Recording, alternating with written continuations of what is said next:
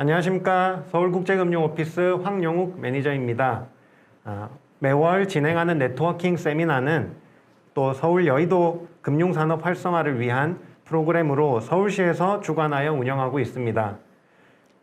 오늘은 특별히 자산관리 전문가이신 충전스쿨의 양보석 대표님을 모시고 가장 현실적인 투자 비법, 인덱스 펀드라는 주제로 세미나를 진행하고자 합니다. 특별히 강사님의 풍부한 경험과 안목, 그리고 트렌드에 대해서 정보를 공유해 주실 계획인데요. 저희 서울국제금융오피스에서 가장 현실적인 투자 비법, 인덱스 펀드를 개념을 정립하고 이해하는 의미 있는 시간이 되시기를 바랍니다. 그럼 강사님 소개해 드리도록 하겠습니다. 안녕하십니까. 방금 소개받은 양보석입니다. 오늘 날씨가 좋은데 여러분들 뵙게 돼서 정말 반갑고요. 저는 아시다시피 돈 관련된 강의라는 사람입니다. 그래서 국내 여러 기업체나 관공서 등에서 이 돈 관련된 금융이나 투자, 경제 등을 강의하고 있습니다. 그렇다고 돈을 밝히느냐? 제가 돈을 밝게 생겼습니까? 돈을 밝히지는 않고요. 가급적 좀 돈을 잘 밝혀드리려 노력을 하는 사람입니다. 그래서 오늘 인덱스 펀드와 관련된 주제로 1시간 정도 할애를 받았거든요. 제가 엑기스만 담았으니까 아마 여러분 귀한 시간 아깝지 않도록 잘 들어보시면 유익하리라 저는 확신합니다. 자, 오늘 함께 이제 여러 가지 내용들을 살펴볼 텐데요. 최근에 아마 이런 기사들 많이 보셨을 겁니다. 동학개미 1년 4천만 계좌 시대. 자, 무슨 얘기냐? 최근에 이제 주식 계좌를 직접 만든 다음에, 개설한 다음에 투자를 누구에게 맡기지 않고 직접 투자하시는 분들이 엄청 많이 늘어났다는 얘기죠. 저는 개인적으로 이게 2007년도랑 아주 흡사한 모습을 좀 비치는데 2007년도도 좀 비슷했거든요. 그때는 직접 투자 계좌가 아니라 펀드 계좌가 엄청나게 급증했을 때였습니다. 그래서 2005년, 6년, 7년도에 주식 적립식 펀드가 엄청나게 열풍이 불면서 많은 직장인들이 한꺼번에 계좌를 여는 바람에 그때 시장도 아주 좋았었어요. 그래서 그 당시에 펀드를 가입하고 크게 수익을 벌었던 분들도 계시지만 안타깝게도 2008년도에 글로벌 금리가 터지면서 또 반토막을 경험했던 분들도 계실 겁니다. 지난 일이죠. 자, 근데 최근에 이제 국내에 투자하신 분들을 동학개미, 해외에 투자하신 분들을 서학개미 해가지고 이제 동학개미다, 서학개미다 말들이 많은데 저는 개인적으로 과거 사례를 볼 때 앞으로도 이렇게 개인 투자자분들이 돈을 벌 수 있는 환경이 조성됐다는 건 아주 바람직합니다만 이분들이 앞으로 긴 시간 투자가 상당히 어렵거든요. 이런 것들을 잘 어떻게 감내해 나갈지, 어떻게 수익을 벌어 나갈지 이런 것들 좀 우려가 되는 경우도 좀 많다는 겁니다. 그래서 오늘 몇 가지 얘기를 좀 가져와 봤습니다. 첫 번째, 이 사람 이름은 존 템플턴이라는 사람이에요. 이분은 안타깝게도 이제 돌아가셨죠. 2012년도에 태어나셔가지고 2008년도에 돌아가신 분입니다. 이분은 아시는 분들은 잘 아시겠지만 월가의 성자라고 불렸던 분이시고요. 젊었을 때부터 이제 공부를 워낙 잘하셔가지고 미국의 예일대에서 수석으로 졸업하고 옥스퍼드대 장학금 받고 이제 다녔던 아주 수재 중에 수재입니다. 그런데 이분이 재밌는 좀 일화를 남겼는데 25살 때, 아주 젊었을 때죠. 청년의 나이 때 1937년도에 미국의 대공황, 29년도부터 대공황이 터진 이래로 거의 10년 가까이 미국이 경기 침체에서 벗어나지 못하고 있을 당시에 아주 젊은 나이에 이 호기로운 청년이 증권사 브로커에게 연락을 한 겁니다. 제가 $10,000를 빌렸는데요. 이 $10,000를 지금까지 살아남은 미국의 100개 기업에 $100씩 좀 투자해 주세요. 이렇게 얘기를 한 겁니다. 증권사 브로커가 깜짝 놀라면서 자네 미쳤는가? 지금은 장기 침체 속에서 사람들이 대부분 다 투자를 포기한 상태네. 이런 상황 속에서 무슨 투자를 하려고 하나?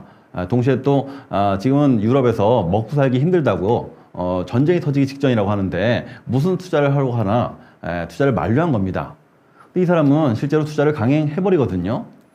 그런데 증권사 브로커 말대로 정말로 39년도에 세계대전이 펑 터지죠. 2차 세계대전. 자, 그랬더니 이제 유럽은 난리에 빠졌고요. 폐허 속에 빠지고 쑥대밭이 되기 시작합니다. 그럼 이 사람이 투자했던 미국의 100개 기업의 $100의 가치는 어떻게 됐을까? 어떻게 됐을까요? 그 이후로 천정부지로 치솟기 시작합니다. 왜요? 전쟁이 터졌는데. 왜 그러냐면 유럽에서 전쟁이 발발하니까 유럽은 공장들이 다 쑥대밭이 된 거 아니겠습니까? 불타 없어졌잖아요. 먹고 살기 바쁜데 생필품이 필요하니까 이곳에 옆에 있는 이웃 국가 미국으로부터 전량 수입하기 시작하더라. 동시에 또 전쟁은 계속 치러야 되니까 전쟁 군소물자가 필요할 거 아니겠습니까? 역시 미국으로부터 전량 수입하기 시작했다.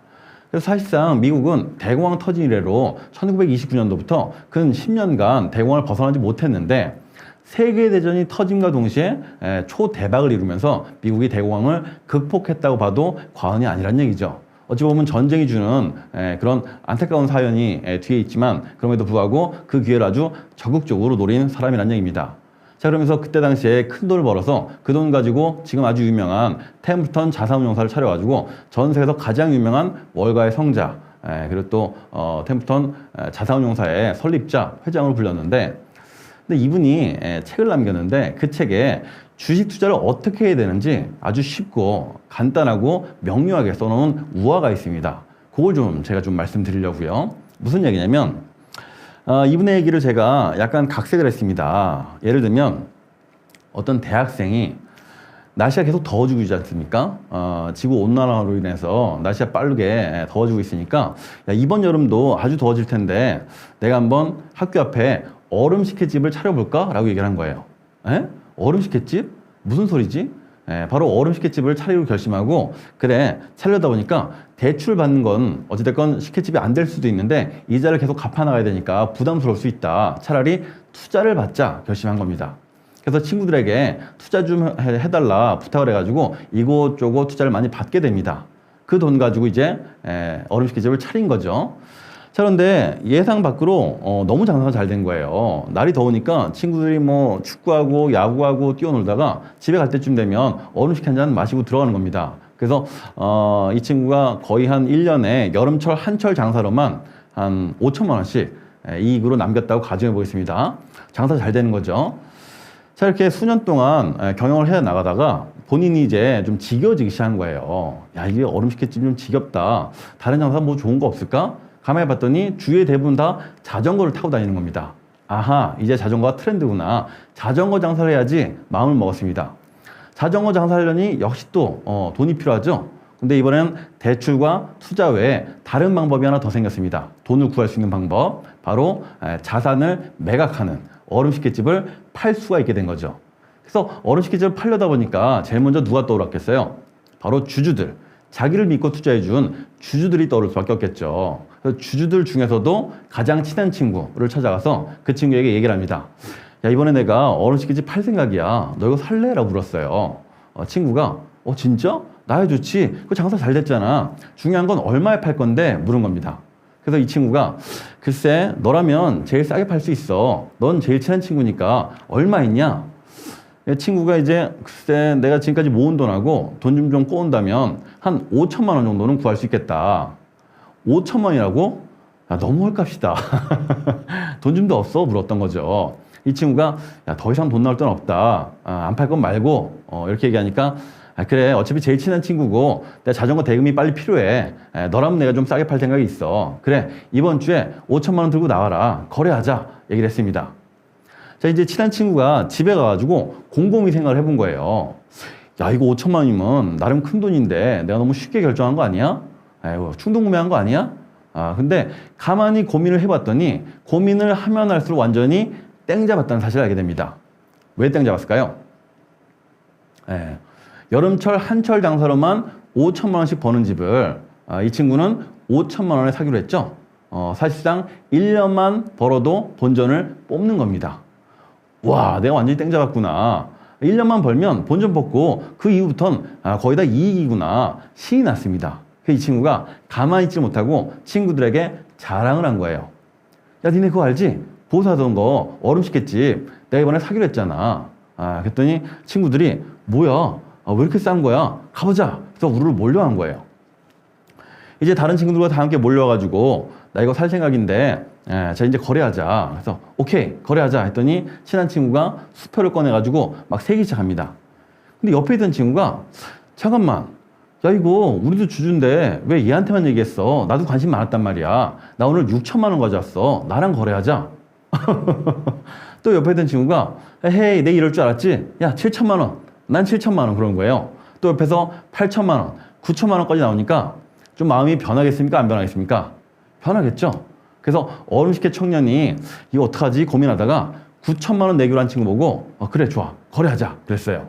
이 친구가 신이 나가지고 또 수표를 막 세고 있는데 갑자기 하늘에서 비가 한 방울 뚝 떨어지는 거예요. 비를 딱 맞던 이 친구가 비 온다. 니네는 이런 거 안 믿겠지만 우리 집은 믿고 살거든. 이거 중요한 순간에 첫 비 맞으면 재수가 없는 거래. 그러더니 나 이거 좀 불길하다. 갈게 하더니 가버리는 겁니다. 그 나머지 친구들이 뭐야 쟤 아직도 그런 거 믿고 살았어? 황당하다. 자, 그런 얘기를 하다가 어떤 친구가 또 갑자기 야 이번 주에 지독한 장 맞은다고 그러지 않았었냐? 제 말이 맞을지도 모르겠다. 장 맞으면 얼음식혜 누가 먹겠어? 에이 나도 갈랜다. 따라가는 거예요. 나머지 친구들이 이거 인기 아무도 없네? 우리도 가자. 볼 거 없다. 다 가버렸어요. 이제 원래 사기로 했던 친한 친구만 남은 겁니다. 그 친구마저 화를 잔뜩 내기 시작합니다. 야, 이 녀석아, 내가 다시 너랑 거래하나 봐라 하면서 화를 내고 가버렸어요. 그래서 제가 너무 후회가 돼가지고 아이쿠야 이 친구한테 팔걸 이렇게 후회를 하고 있는데 저쪽은 우비를 입은 예쁜 여학생이 다가오는 겁니다. 이 친구가 다가오더니 야 이거 오늘 판다고 해서 왔는데 아무도 안 사고 다 가버렸네. 이거 팔 거냐 안 팔 거냐 묻는 거예요. 그래서 이거 팔면 좋은데 중요한 건 얼마에 살 건데 그랬더니 글쎄 뭐 아무도 안 산다는데 야 4천만 원 넘겨라 그런 겁니다. 제일 친한 친구도 5천만 원이었는데 4천만 원 너무 싸다. 돈 좀 더 내놔라 그랬더니 에이 뭐 안 팔 건 말고 나 갈게. 배짱을 튕기는 겁니다. 마음이 좀 급해요 안 급해요? 급하겠죠. 자전거 대금도 필요한데 아무도 안 산다니까. 그래서 고민하다가 결국에는 어쩔 수 없다. 너한테라도 팔아야지. 거래하자. 거래를 딱 맺습니다. 다음 주가 왔어요. 다음 주에는 이곳에 남학생들끼리 열심히 우산하고 우비를 깔아둔 채 장사를 막 준비하고 있었고요. 저쪽은 우비를 받았던 여학생이 얼음식혜를 열심히 만들고 있었던 겁니다. 그날은 햇볕이 쨍쨍 내리쬐는 거예요. 그랬더니 이쪽에 있던 우산과 우비는 거의 팔리지 않고 저쪽에 얼음식혜는 막 불티나게 팔리는 겁니다. 남학생들끼리 막 싸우기 시작했어요. 누가 우산 장사자 했어? 누가 우비 장사자 했어? 티격태격 막 싸우다가 얼음식혜집을 보니까 줄을 서서 먹는 겁니다. 뭐야? 쟤한테 판 거였어? 야 장사 진짜 잘 된다. 가보자. 우르르 몰려가지고 야 이거 원래 우리가 사기로 했었는데 너 도대체 이거 얼마 주고 산 거냐? 우리한테 팔면 안 되겠어? 하더니 다시 6천, 7천, 8천, 9천, 1억까지 나오니까 진짜로? 여학생이 일주일 만에 나야 좋지 하면서 거래를 딱 맺습니다. 자, 이 여학생 일주일 만에 얼마를 벌었어요? 6천만 원을 벌었죠?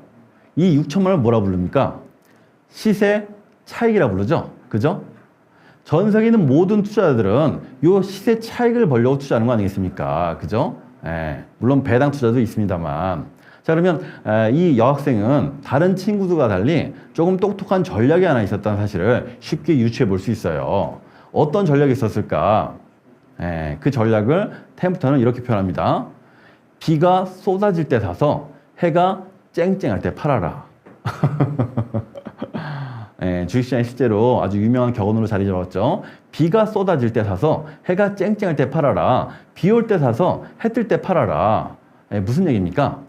비 올 때는 아무도 관심을 기울이지 않을 때, 모두가 시장에서 떠나려고 할 때, 모두가 전망을 안 좋게만 바라볼 때, 모두가 비관론에 빠져 있을 때죠. 그때는 사야 된다, 팔아야 된다, 사야 된다는 얘기를 하는 겁니다. 그럼 반면에 해가 쨍쨍할 때는 어떨 때입니까? 모두가 사려고 달려들 때죠. 모두가 관심이 치솟을 때죠. 모두가 그걸 사고 싶어서 안달이 냈을 때죠. 그때는 전망이 가장 좋을 때니까 낙관론이 팽배할 때 사야 된다, 팔아야 된다, 팔아야 된다는 얘기를 지금 하는 겁니다. 자, 그러면 대부분의 분들께서 그래 맞아. 투자는 그런 것이었어. 비가 올 때 사서 해가 뜰 때 팔았어야지. 그게 바로 싸게 사서 비싸게 파는 거 아니겠어? 머리로 다 이해가 간다는 거예요. 자, 그런데 문제가 있습니다. 머리로는 다 이해가 가는데요. 가슴이 잘 안 따라가요. 무슨 얘기예요? 용기가 안 생긴다는 얘기죠. 용기가 반드시 필요하다는 얘기입니다. 예를 들면 우리나라도 지난 과거 속에서 기억할 만한 과거 속에서 비가 펑펑 쏟아지던 때가 크게 3번 있었죠. 한 번은 외환위기, 그죠? 97년도 외환위기 당시입니다. 그 당시에는 주가지수가 거의 한 3분의 1 토막, 4분의 1 토막까지 떨어졌으니까 어마어마한 폭락장이었죠. 자, 그리고 그 이후로 2008년 글로벌 금융위기, 그죠? 그때도 역시 마찬가지로 주가지수가 거의 반토막 났었습니다. 그리고 작년 코로나 사태까지 크게 한 3번에 가까운 위기가 있었는데, 이렇게 비가 쏟아질 때 어떤 소수의 사람들은 투자를 과감하게 해가지고 큰 돈을 벌 수 있었던 반면에 대부분의 분들은 폭락장 속에서 무서움에 떨면서 팔기 바빴다는 사실, 그죠? 그래서 이런 것들이 앞으로도 계속 반복될 수 있다는 사실, 이걸 좀 기억하셔야 된다는 얘기입니다. 그래서 투자를 가장 잘하는 좋은 방법 중에 하나는 바로 템프턴이 조언하는 바처럼 비가 올 때 사서 해가 뜰 때 팔으라, 이 얘기를 아주 기억하셔야 된다는 얘기입니다. 자, 그러면 몇몇 분들이 그 실제로 적용이 어떻게 가능할까 보시면 이런 것들을 하이먼 미스키 경제학자가 이런 그래프를 통해서 많은 이들에게 회자가 되고 있는데, 이 그래프를 보시면 우리가 어떻게 버블을 형성하고 어떻게 폭락장을 맞이했는지 쉽게 알 수가 있습니다. 자, 보시면 일단 현명한 투자자 그룹, 예를 들면 스마트한 투자자 그룹이 먼저 아주 싼 가격에, 낮은 가격에 관심이 아무도 없을 때 매집하기 시작한 거죠. 그죠? 그 뒤이어서 이제 기관 투자자들이 또 역시 매수하기 시작합니다. 이때쯤까지는 가격이 거의 움직임이 없었던 거예요. 근데 기관 투자자들끼리 모두 매수가 끝나고 나면 마치 짠 것처럼 언론에서 보도자료가 증가하기 시작한다는 겁니다. 한마디로 주시장이 좋아진다는 사실을 많이 퍼뜨리기 시작한다는 얘기죠. 그때쯤부터 일반 개인 투자자들이 사실은 매수에 가담하기 시작한다는 얘기입니다. 그러면서 이분들의 마음 상태가 어떻게 달라지느냐?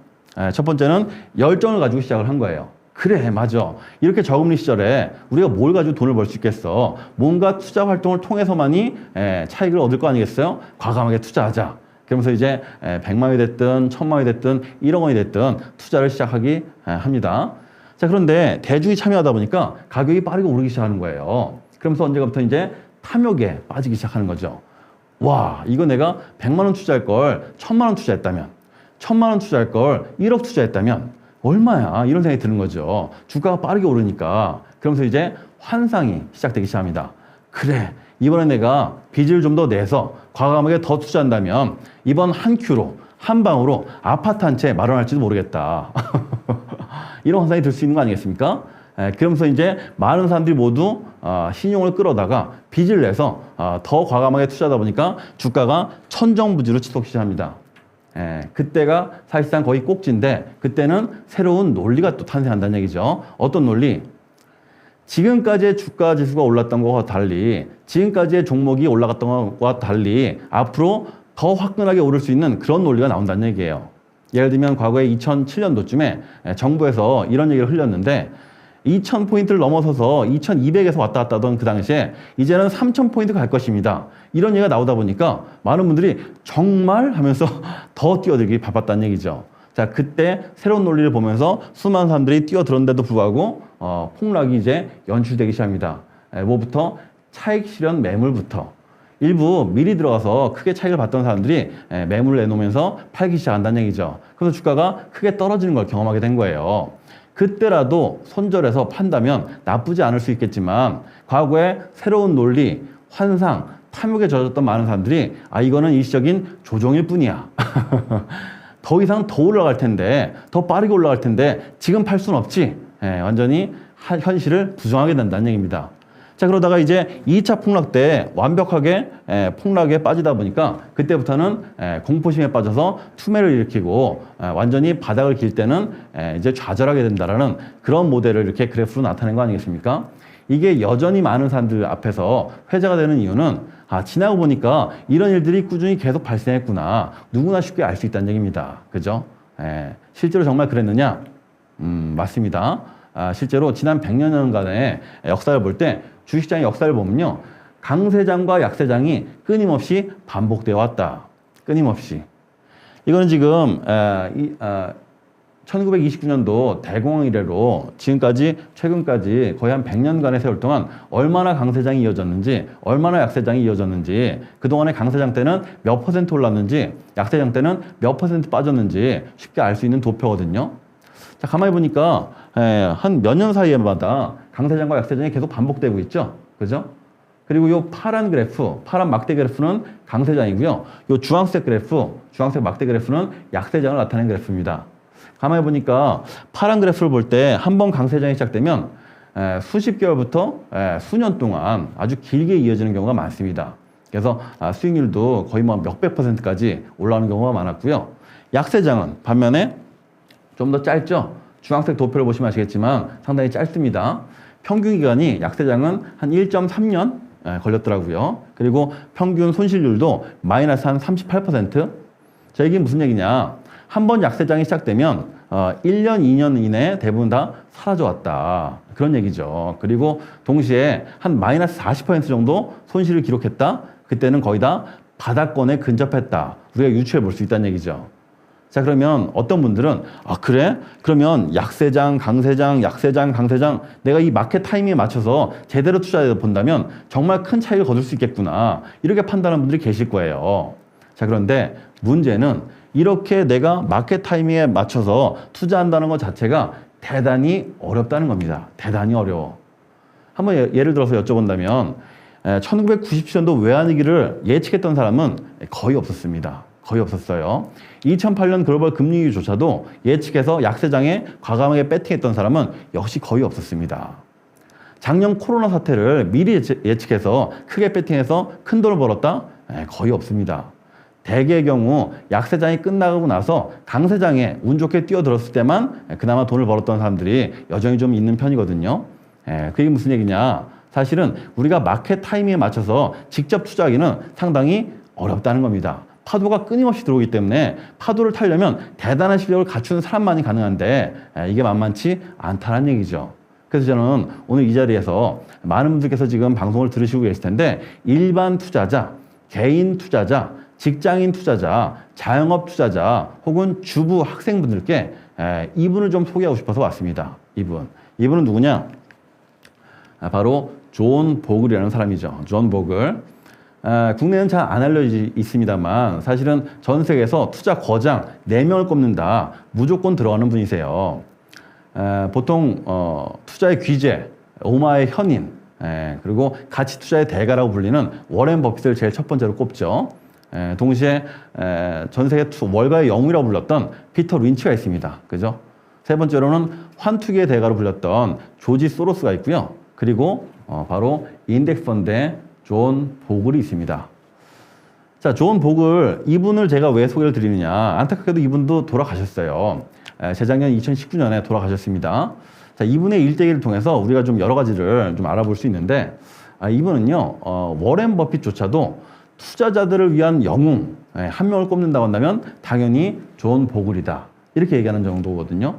자, 그러면 이분은 어떤 삶을 살았느냐. 이분이 이제 집안을 보면 스코틀랜드계 이민자 출신 집안이에요. 근데 어렸을 때부터 아주 가난했다고 하더라고요. 그래서 아주 가난한 생활 속에서 머리가 좋아가지고 똑똑했는지 명문고에 입학을 했는데 장학금 받고 다녔다고 하더라고요.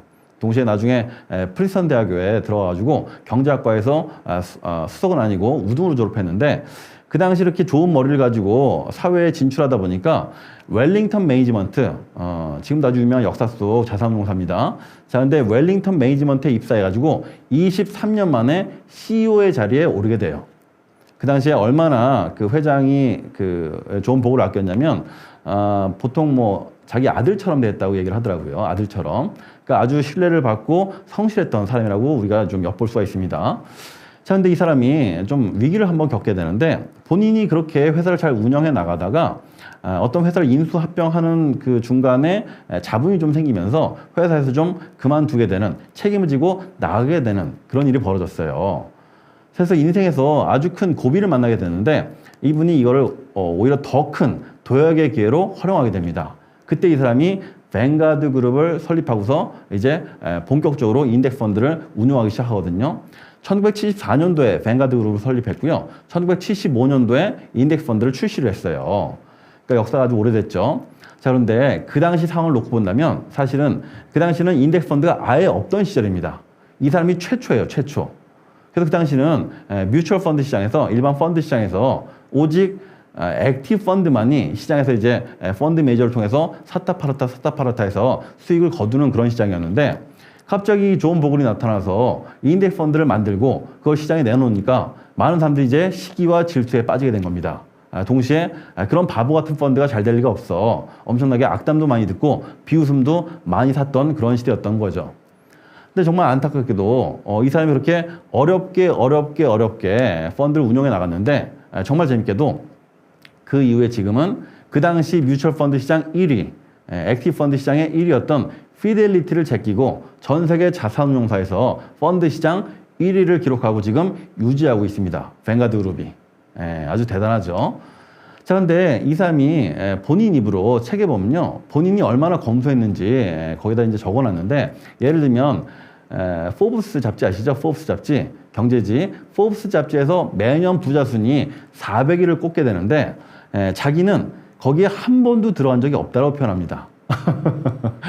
자랑 삼아 얘기한 거예요, 자랑 삼아. 근데 이게 왜 자랑이 되느냐? 여러분 생각해 보세요. 이 사람의 회사인 뱅가드 그룹이 운영하는 자산 규모는요, 거의 한 7조 달러에 가깝습니다. 7조 달러. 여러분 7조 달러면 우리나라 돈으로 대략 한 8천조 가까운 그런 금액이거든요. 엄청난 금액이죠. 그죠?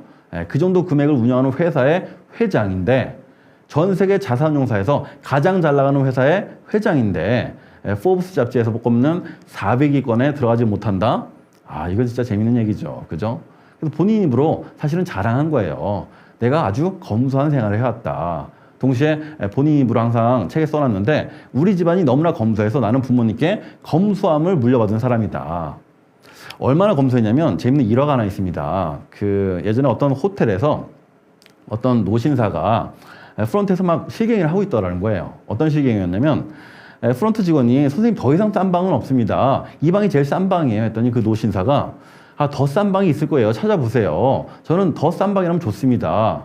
그 프런트에서 계속 고민하다가 결국에는 선생님 그러시면 저기 위층에 엘리베이터 바로 옆에 있는 방이 있는데 너무 시끄럽습니다. 심지어 그 방은 창문이 아예 없는 방이에요. 그런데도 좋습니까? 그 방은 저희가 싸게 드릴 수가 있겠어요. 그랬더니 어이쿠 그 방 좋습니다. 그 방으로 주십시오. 이 장면을 보던 어떤 목격자가 다가가지고 그 노신사분께 여쭤본 거예요. 혹시 뱅가드 그룹의 회장님 아니십니까? 존 보글 씨 아니세요? 여쭤봤더니 그분이 내가 맞소 대답을 하더랍니다. 그래서 그 사람이 깜짝 놀라면서 제가 뱅가드 고객입니다. 회장님이 검소하다는 사실 많이 들어봤습니다만 이렇게 검소한지는 몰랐습니다. 이게 아주 유명한 일화더라고요. 아주 대단한 사람이죠. 그죠? 자, 근데 이분을 제가 왜 소개했느냐? 사실은 이분이 만들어낸 인덱스 펀드가 여러분과 제게 아주 큰 유익이 될 수 있다.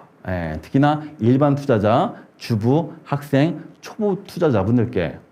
이번에 책을 보면요, 책을 관통하는 딱 3가지 문구가 있습니다. 첫 번째는 분산 투자하라. 분산 투자. 뭡니까? 계란을 한 바구니에 담았다가 넘어지기라도 한다면 계란이 모두 다 부서질 수 있으니까 한 바구니에 담지 말고 분산하라는 얘기죠. 나누라는 얘기죠. 무슨 얘기냐? 주식 종목도 그냥 하나만 몰빵하지 말고 나누라는 겁니다. 업종도 나누라는 겁니다. 나누면 나눌수록 하나가 잘못된다 하더라도 나머지는 살릴 수 있으니까 나누어야지 위험 관리가 된다는 얘기죠. 그죠? 두 번째, 제일 중요한데 비용을 절감하라. 투자 비용을 아끼라는 얘기입니다. 금융 수수료를 아끼라는 얘기예요. 이래서 업계에서 상당히 미움을 받았다는 얘기를 제가 들었습니다. 자, 비용 절감 무슨 얘기예요? 바로 펀드 투자가 됐던 어떤 투자가 됐던 비용이 들어갈 수밖에 없는데, 일반 펀드는 당연히 보수가 들어가죠. 수수료가 들어가죠. 매매 수수료가 들어가죠. 이게 끊임없이 발생할 수 있는데 이걸 줄여야지만이 좋은 수익률을 낼 수 있다는 얘기를 하는 거죠. 이 비용이 얼마나 중요한지 예전에 그 워렌 버핏이 이런 일화를 통해서 소개를 했습니다. 실제로 유명한 책 중에 고객의 요트는 어디에 있는가 라는 책이 있습니다. 1940년대 책인데 그게 우리나라에도 지금 번역이 됐더라고요. 근데 이 책에 아주 유명한 일화가 있는데요. 이런 거예요. 어떤 그 관광객이 미국 뉴욕의 월스트리트 여기에 이제 방문을 한 겁니다. 거기는 아시다시피 그 뉴욕에서 양쪽에 강이 흐르고 바다와 만나는 지점이 있지 않습니까? 거기에 이제 배터리 공원이 있는데 공원에 안내받았더니 거기서 바로 옆에 있는 항구에 요트들이 엄청나게 정박해 있는 거예요. 그랬더니 이제 가이드가 보십시오. 이곳이 바로 이 유명한 월스트리트의 은행가 출신 또 혹은 뱅커 또 여러 가지 투자 중개인, 주식 중개인 이런 분들의 요트들입니다. 너무 멋지고 훌륭하지 않습니까? 이렇게 자랑을 한 거예요. 어떤 순진한 방문객이 질문을 합니다. 그런데 고객의 요트는 어디에 있습니까? 무슨 얘기예요? 사실은 업계에서 돈을 잘 벌어가지고 요트를 굴릴 정도가 되는데도 불구하고 사실은 고객의 요트는 잘 안 보인다. 사실 좀 비꼰 거죠. 그죠? 이게 이제 미국의 금융가를 비꼰 아주 유명한 일화인데 그런 측면에서 존 보글은 비용을 절감해야 된다는 얘기예요. 비용을 늘린다는 얘기는 사실은 금융업계 종사자만 좋은 거지 고객에겐 아주 안 좋은 조건이 될 수밖에 없다. 투자 비용을 절감하라. 세 번째, 장기 투자하라. 무슨 얘기입니까? 바로 복리 투자라는 얘기죠. 복리. 복리 효과에 대해서는 많이들 들으셔서 아실 겁니다. 인류 최고의 발명, 아인슈타인이 인류 최고의 발명을 바로 복리다 얘기했을 정도로 전 세계에서 돈을 가장 빨리 불릴 수 있는 한 가지의 비결이 있다면 바로 복리 투자 아니겠습니까? 원금의 이자를 더하는 구조, 원금도 이자를 지급하고 이자도 이자를 지급하는 구조, 새끼가 새끼를 까는 구조, 원리금이 불어나는 구조, 이게 바로 복리 아니겠습니까? 주식 투자 자체가 복리거든요. 그죠? 그래서 이 복리를 활용해야 되는데 바로 장기 투자만이 가능하다. 시간이 더해져야지만이 복리가 극대화되기 때문에. 그죠? 이 세 가지 조건에 맞춰서 본인이 직접 펀드를 만들어낸 거예요. 그 펀드 이름이 오늘 소개할 인덱스 펀드입니다. 인덱스 펀드. 자, 인덱스 펀드는 뭐냐? 쉽게 얘기하면 이런 겁니다. 존 보글이 인덱스 펀드를 만들어내기 전까지만 하더라도 전 세계에 있는 모든 펀드들은요, 딱 한 가지밖에 없었어요. 바로 액티브 펀드. 여러분, 액티브 펀드, 이름만 들어도 아시겠죠? 적극적 운용 펀드라는 거예요. 적극적 운용 펀드. 누가? 펀드 매니저가. 그러면 여러분들이 알고 있는 우리나라 거의 모든 대다수의 펀드들은요, 인덱스라는 단어가 없다면 다 액티브 펀드라고 보시면 맞습니다.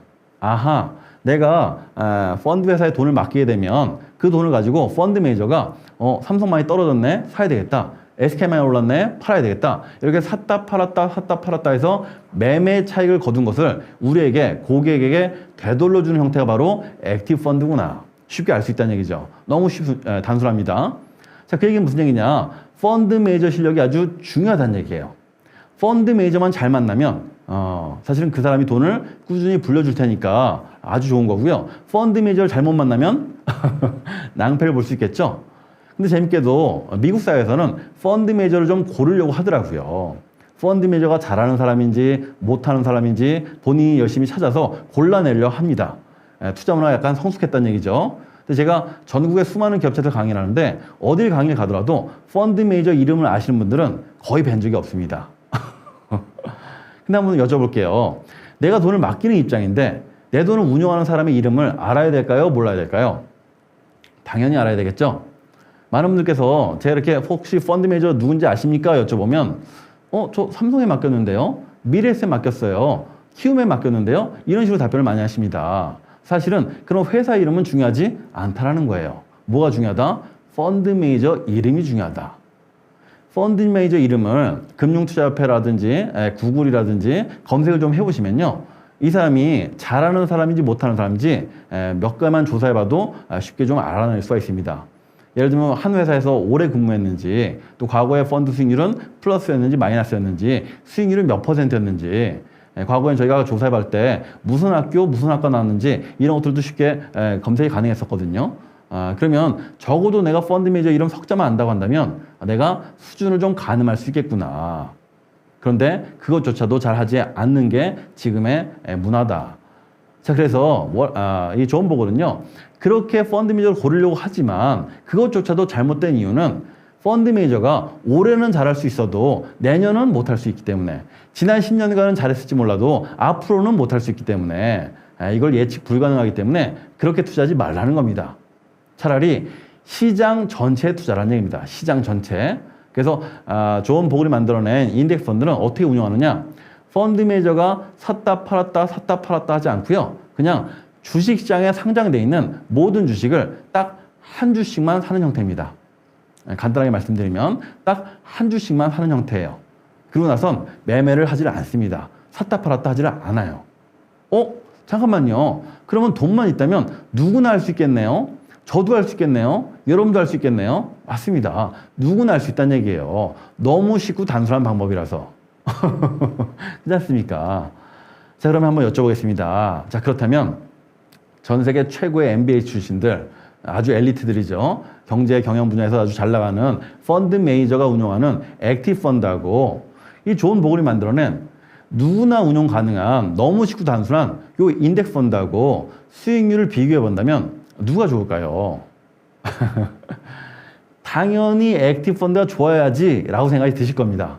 그렇지 않습니까? 아니 그렇게 잘한다고 생각해서 내가 맡긴 거니까. 그죠? 근데 질문의 뉘앙스를 들어보니까 누가 좋은 거다?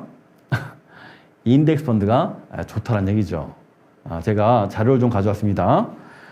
실제로 미국에서 가장 잘 나가는 대표 액티브 펀드하고 그리고 인덱스 펀드하고 한번 비교를 해봤어요.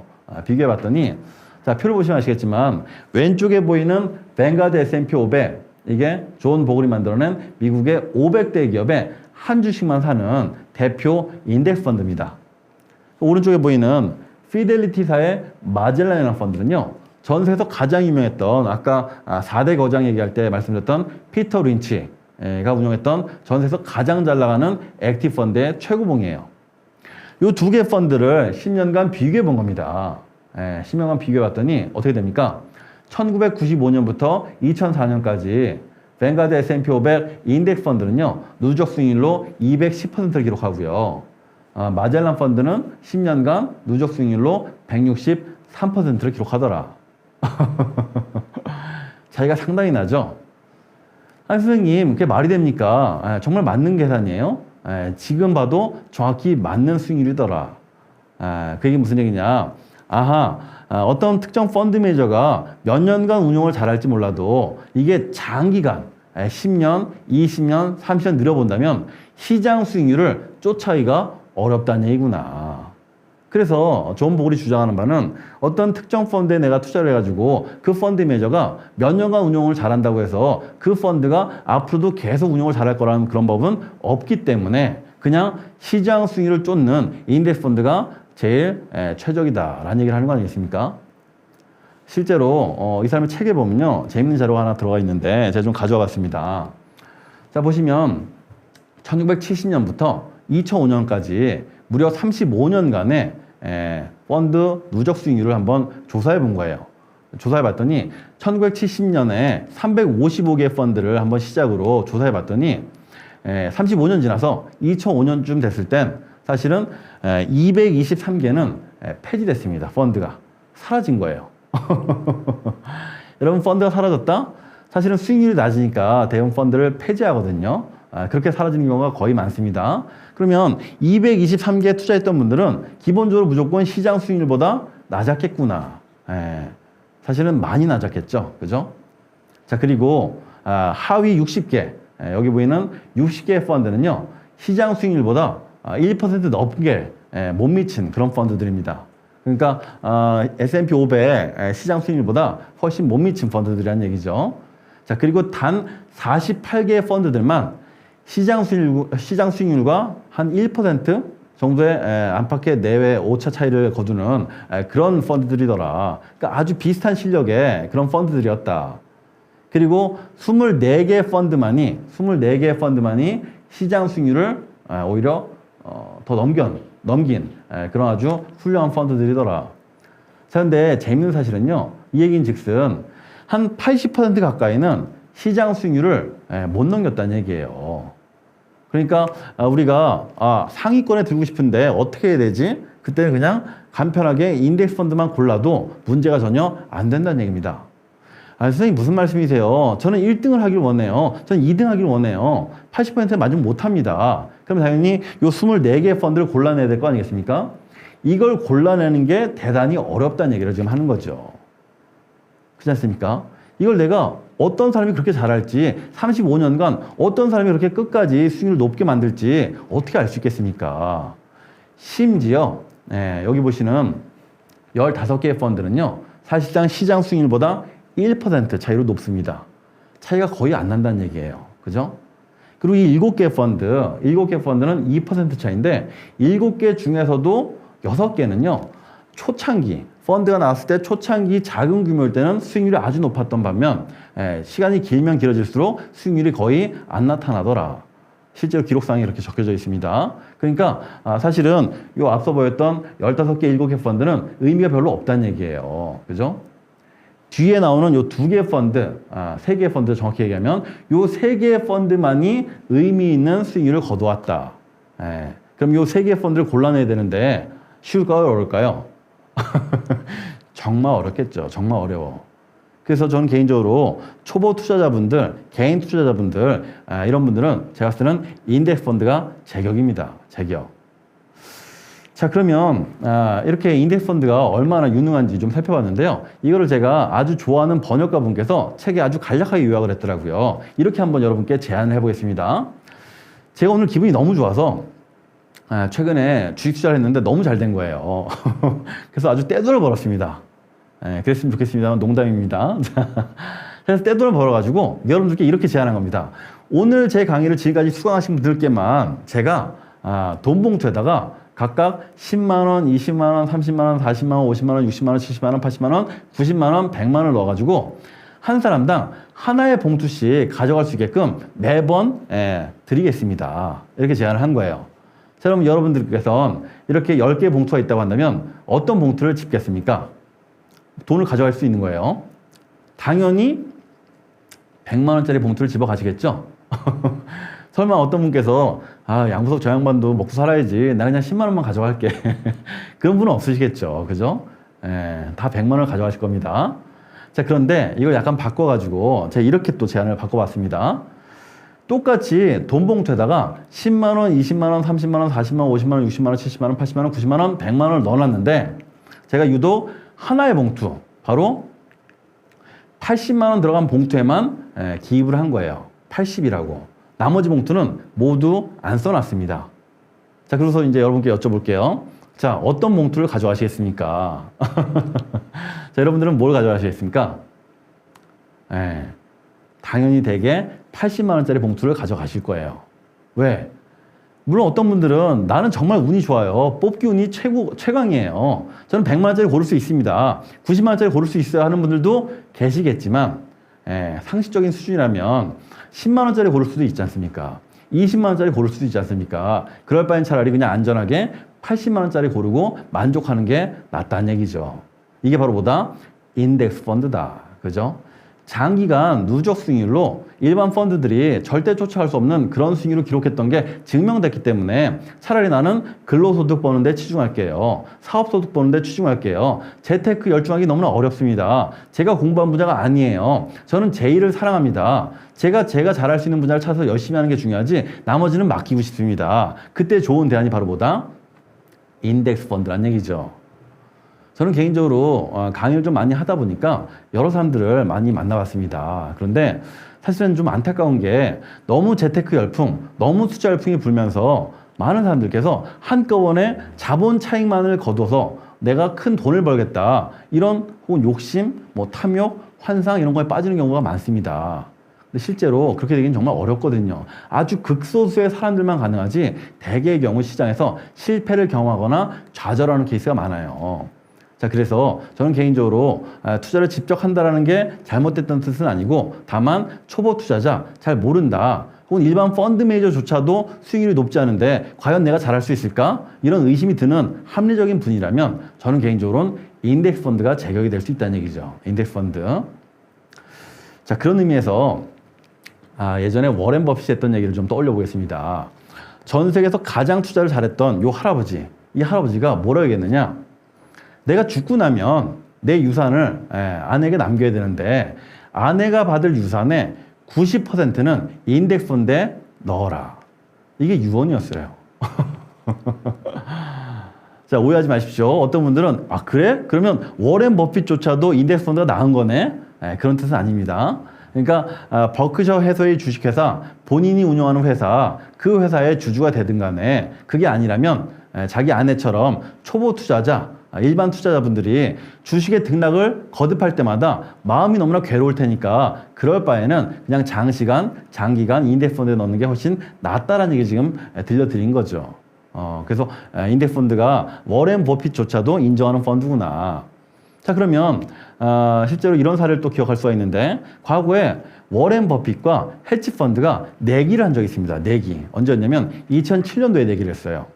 그때 아주 유명했었는데 어떤 얘기를 했냐면 헤지 펀드가 낸 돈하고 워렌 버핏이 낸 돈하고 판돈을 걸어가지고 이 돈 가지고 각자 워렌 버핏은 S&P 500 인덱스 펀드에 넣게 되고요. 헤지 펀드는 5개의 헤지 펀드에 나눠서 분산 투자하게 됩니다. 이 5개의 헤지 펀드의 수익률과 그리고 S&P 500 인덱스 펀드하고 10년간 수익률을 비교해 봐서 이기는 사람, 승자가 그 돈을 모두 자선단체에 기부하자. 이런 호탕한 내기를 한 겁니다. 그래서 아주 유명했었는데 10년 지나서 2017년에 결과를 까봤습니다. 누가 이겼을까요?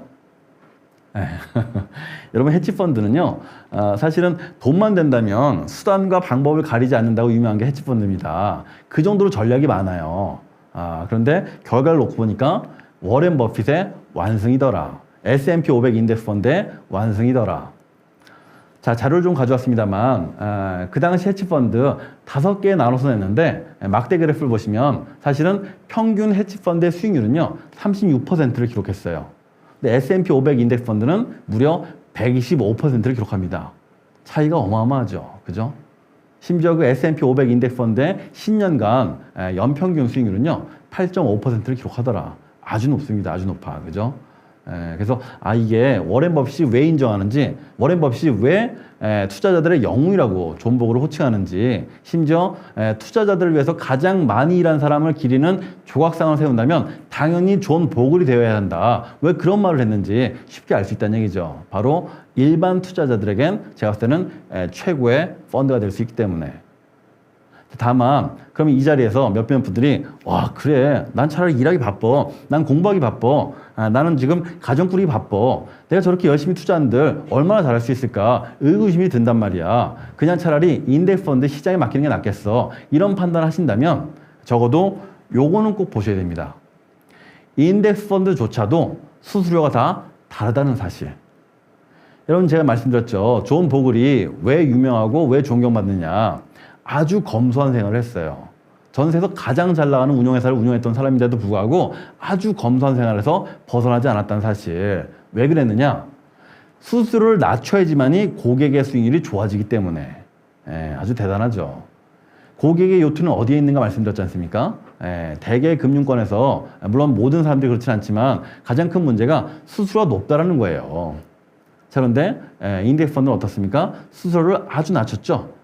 그래서 보통의 액티브 펀드가 수수료가 연 2% 내외로 든다고 한다면 인덱스 펀드는 연 대략 한 0.15% 요 정도 수준이거든요. 차이가 아주 커요. 자, 그런데 그 인덱스 펀드라는 이름하에 판매되는 수많은 펀드들을 봤더니 그것조차도 역시 또 수수료가 천차만별이더라.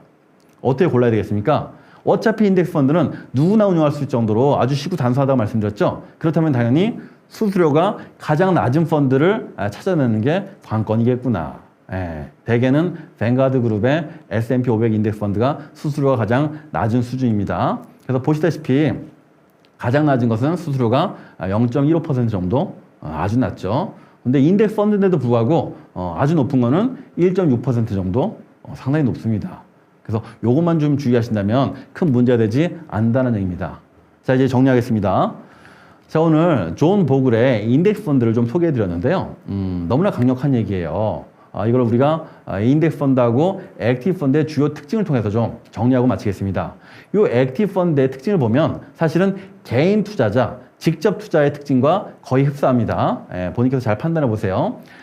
목표 수익률을 볼 때 액티브 펀드는 시장 대비 초과 수익률을 원한다. 시장보다 높게 거두길 원한다는 거예요. 근데 인덱스 펀드는 시장 평균 수익률만 원한다.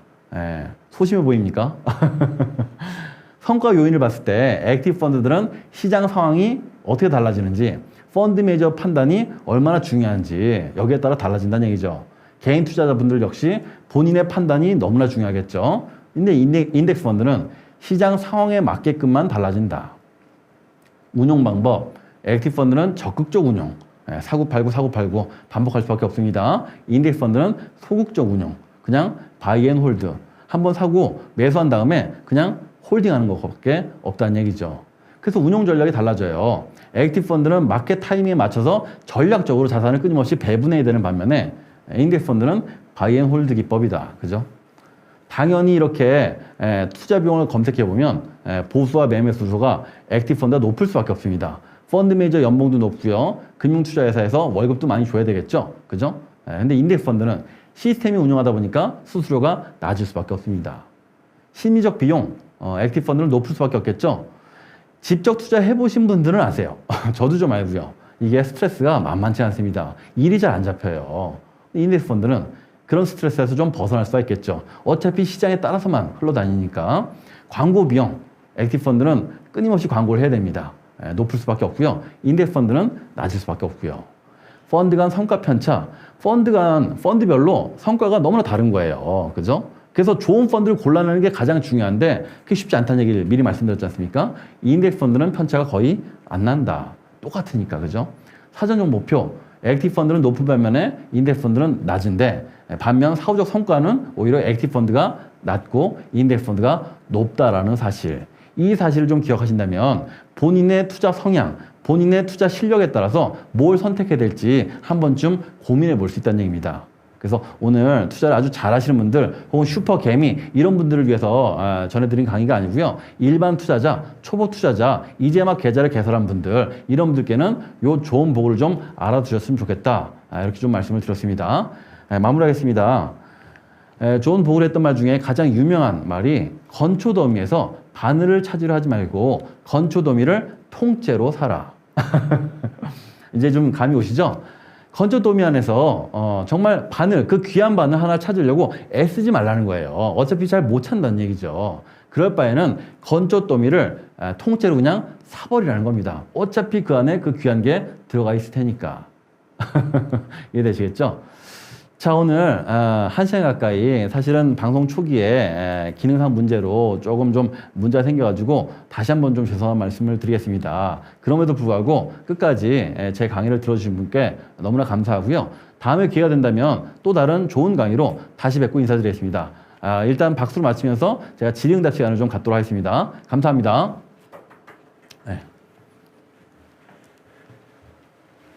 네, 대표님 강의 감사드립니다. 감사합니다. 네.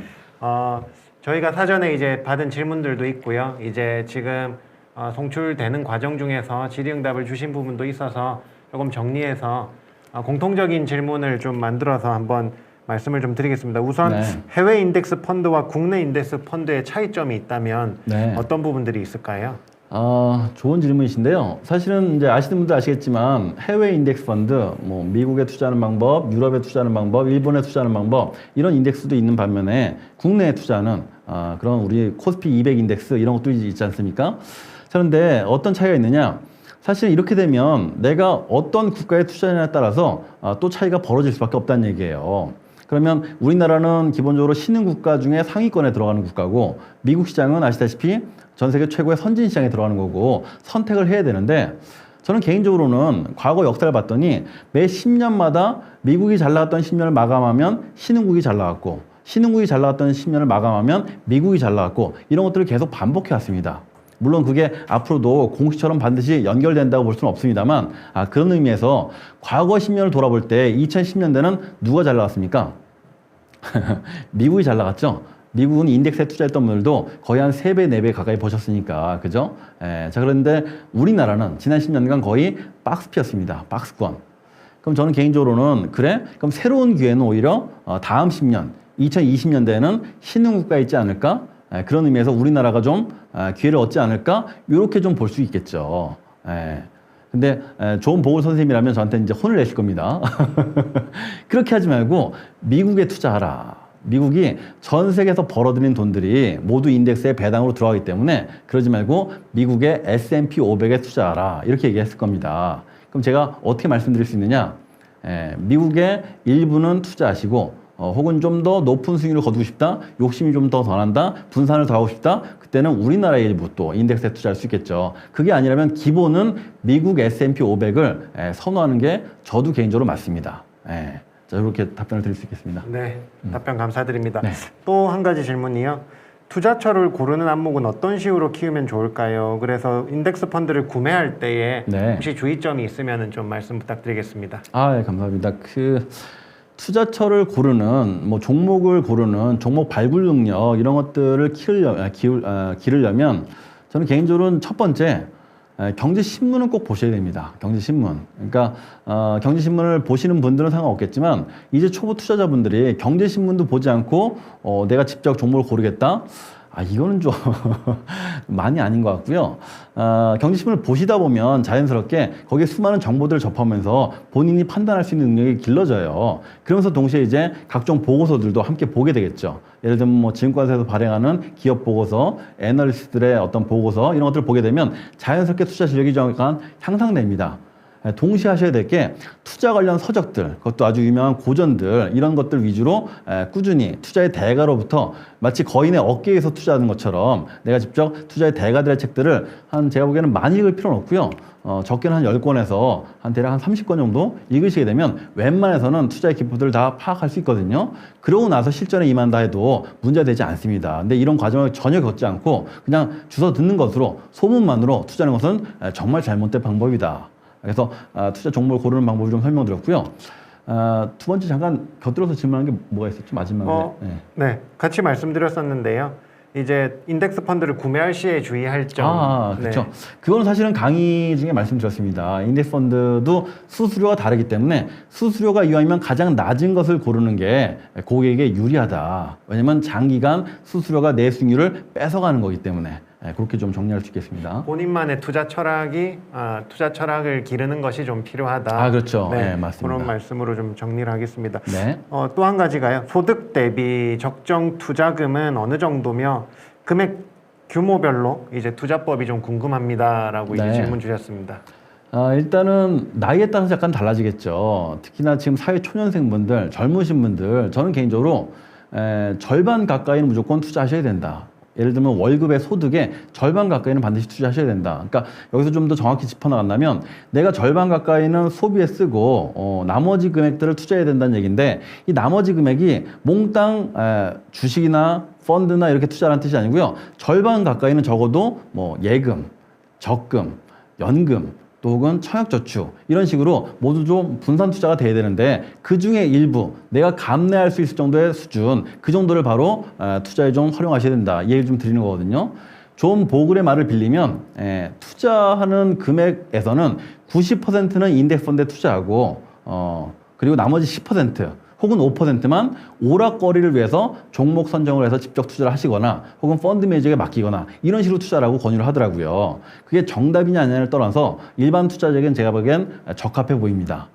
그리고 연세 좀 계신 분들은 아무래도 투자를 좀 조심하셔야 되겠죠. 왜냐면 그동안 많이 쌓았던 종잣돈이나 자산들을 한꺼번에 잃을 수가 있기 때문에 투자 금액을 점점 줄여나가셔야 됩니다. 가급적 채권이나 예금 위주로, 연금 위주로.